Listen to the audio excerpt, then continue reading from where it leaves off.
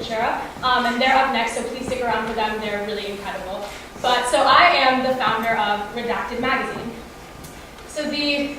Hello, oh no, go back. The essential question I was trying to ask was, how can I validate the voices of teens? So my interest in this subject started around the time I was 11. And there's a bit of a backstory here. So when I guess from the time I was able to talk and understand things to the time I was in middle school, and probably still now, I was a huge Yankees fan. My dog's names are Jeter and Mo. One summer, I went away to summer camp, came back. My dad completely changed my room to be Yankees themed. I pretended I was mad, I wasn't. I loved it. And so you couldn't imagine how ecstatic I was when my dad told me that W Picks 11 wanted to interview me, my sister, and one other girl about the Yankees. So this guy named Daryl Joyner, he interviewed us, he came to our house, he sat us down in the backyard, and he asked the usual questions at first, like who's your favorite player, why do you like the Yankees, things like that. But as the interview went on, it sort of devolved. He started asking us questions like, did you know this player was single, and do you have Yankees Barbie dolls? And I remember just looking him in the eyes and going, wow, I didn't know they had Yankees Barbie dolls, like I guess I didn't get the memo. So here's the video of that.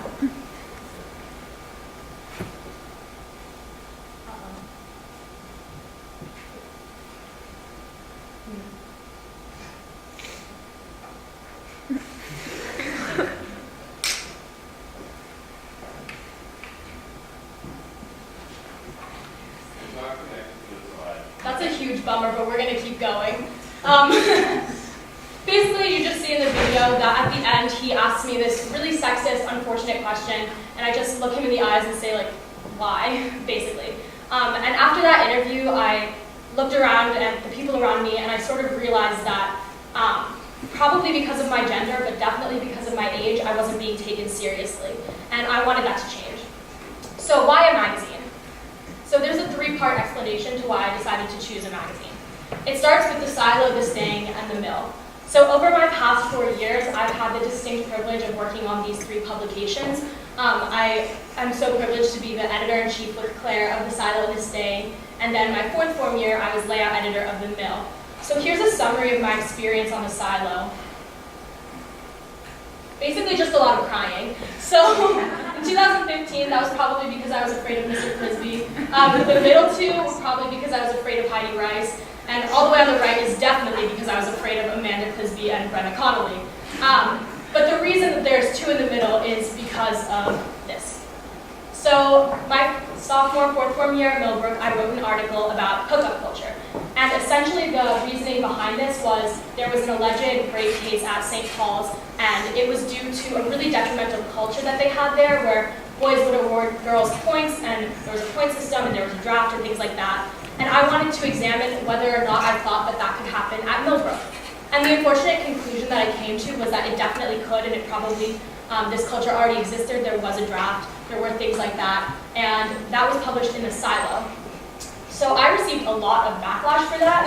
As you can imagine, the people that participated in this culture and I guess felt that it was tradition or that they had a right to it, were very, very upset, mostly senior boys, and being a sophomore girl, I was terrified of them.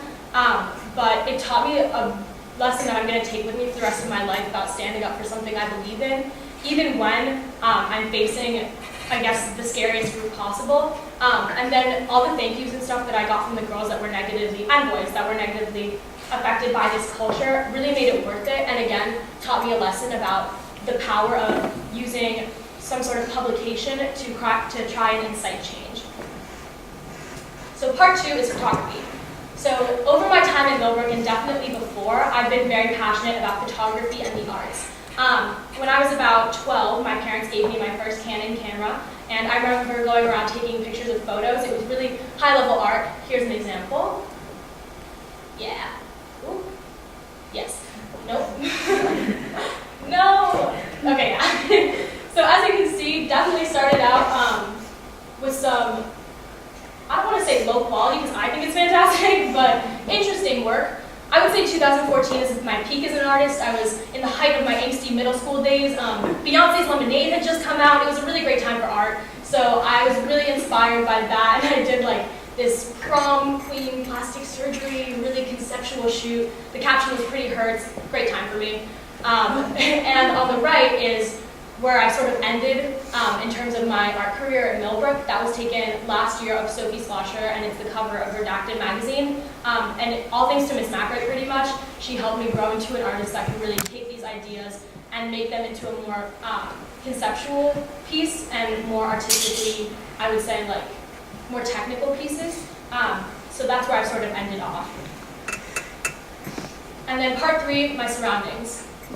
So I've been really fortunate to grow up around a lot of really cool people. Man, this is giving me trouble. Okay, yes. So on the top left in the middle, that's my friend Memphis. She went on to be a really prominent transgender activist. She was on the cover of Nat Geo's Gender Revolution. The bottom left is my friend Ruby. She recently published a book that was picked up by Random House. In the middle is my friend Danny. He just showed at MoMA PS1, and at 17 years old is the creative director for Portugal the Man. On the top right is my friend Olivia. She has become a really prominent activist for women's rights, particularly in the Black community.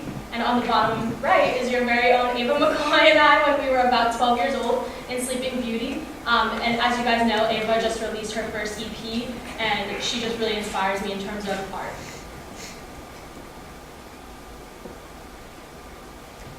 So making the magazine. So the magazine started off with something called Prep.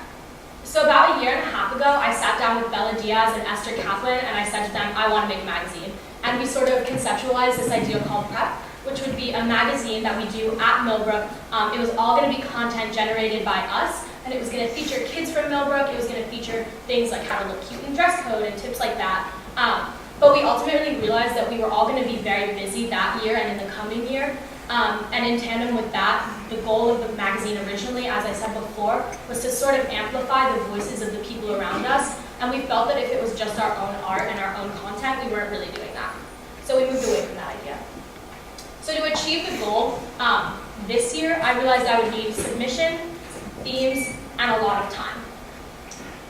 So to get submissions, the first thing I thought of was Instagram.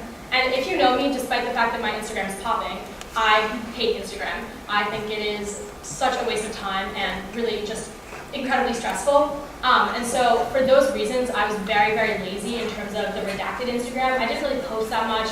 I didn't enjoy posting when I did. So the idea of getting submissions through Instagram kind of faded, and it didn't really work. I got like maybe 2 or 3. So from there, I did the opposite approach, and I started reaching out to as many people as I possibly could. I found a lot of these artists through Instagram, but basically I would just email them like with their contact pages that was on Instagram and ask them if they would be interested in the project. I reached out to I think like maybe 100 artists, and a lot of them responded, which is really great. It says a lot about how willing the art community is to help up and coming artists, I guess, and people that are trying to make change and do good. So I ended up getting most of my submissions that way. So the next process is layout. So Miss Blaney was a godsend on layout and printing and pretty much everything. But the program that I used was InDesign, and I was lucky enough to have experience with InDesign because of the staying the silo in the mill. So I pretty much knew what I was doing in terms of that program already. And this process took the longest. I started getting submissions from September to February, and then I've been laying out from February to about a week ago.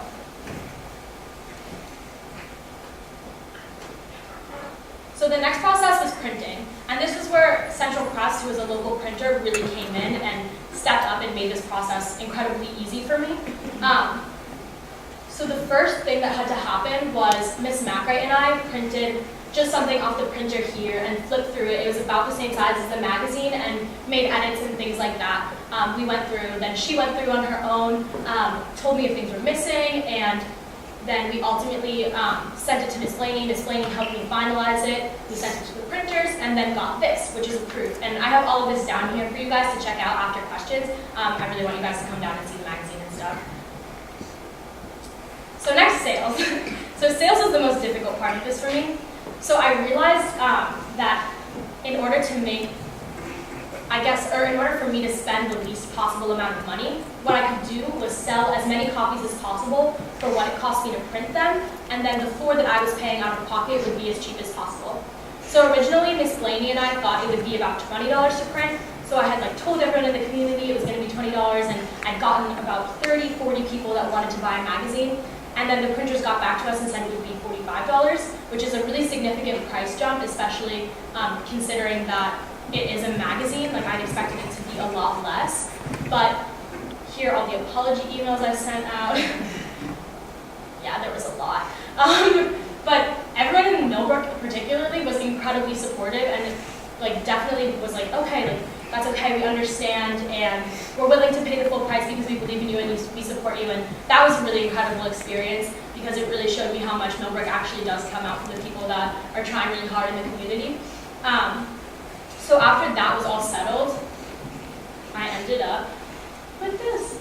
So this is the final magazine. That's me holding it. I was really happy when I got it the other day.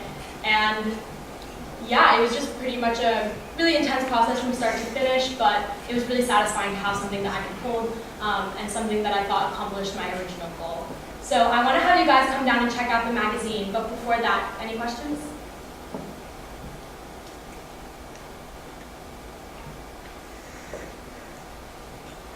Okay. How did you get the idea for the name Redacted? Thank you, that's a great question.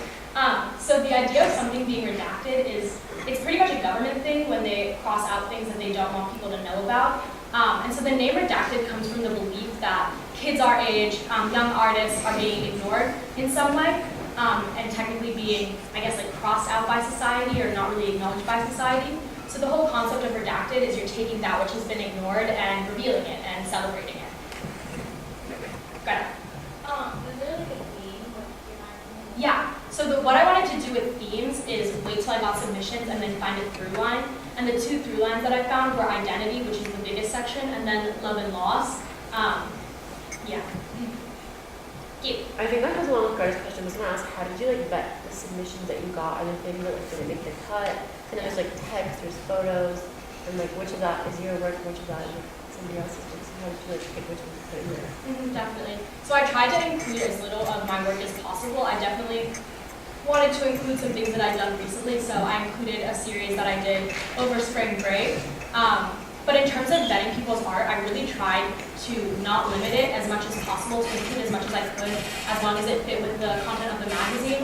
And I think the only thing I ended up not including was this professional photographer sent me a glamour shoot that she did, and it was published in Vogue and all these places. And I was initially I was that's really cool, it would be great to have content that is super legit like that. But then I thought, that's not really what I'm going for. I'm really trying to help out young artists that are up and coming, not really trying to take this glamorous thing that already exists and then just put it in my magazine for clout or attention or something like that. What's next? Great question. So a lot of people have been asking me if there will be a second edition, and I'm honestly not sure at this point. Realistically, this would have to be an annual thing, and next year I'm going to be studying abroad, so I don't know if I'm going to have the same network that I had here in terms of printing, help with InDesign, things like that, and so I don't know yet. I hope there will be, because there's been a lot of interest, and that makes me really happy, and I want this to continue for sure. What was your favorite part of the process? My favorite part of the process definitely has to be getting to know all the people that submitted. I had a lot of conversations with the artists that submitted to me and helped out, and I met a lot of really incredible people. The people that I reached out to for interviews and things like that are all really, I don't want to say cool, but they're really cool people. They're all doing work that I aspire to do. There's one girl in the magazine named Emily Otiser, and currently she planned the National Student Walkout, basically. I aspire to be like that. So getting to know people like that was just a really incredible experience, really rewarding. So, How do you think making this magazine has helped you grow?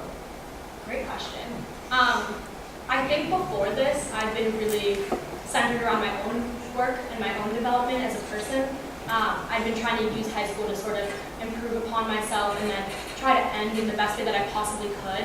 And in this magazine, it was just really a way for me to take that sort of like self-centered view and just put it on its head. Like this entirely was about helping other people, and I feel like through that I've learned a lot about myself in terms of the fact that like instead of just trying to make myself grow as a person and be better, I got to help others, and that actually accomplished that better than anything I was trying to do before did.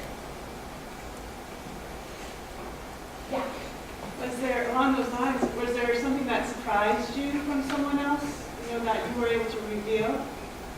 Let me think. I think that had more to do with the people that submitted that I already knew.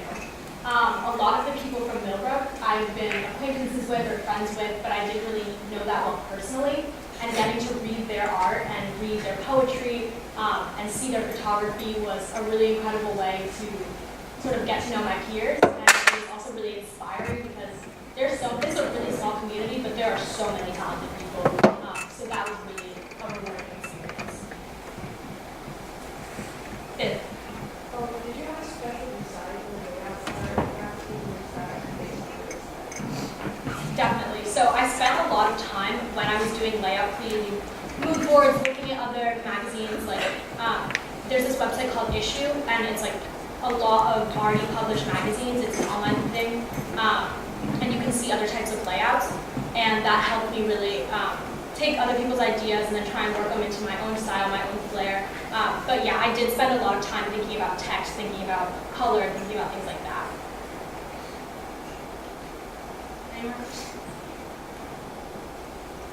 Okay, so if you guys would come down and check out the magazine, I would love that.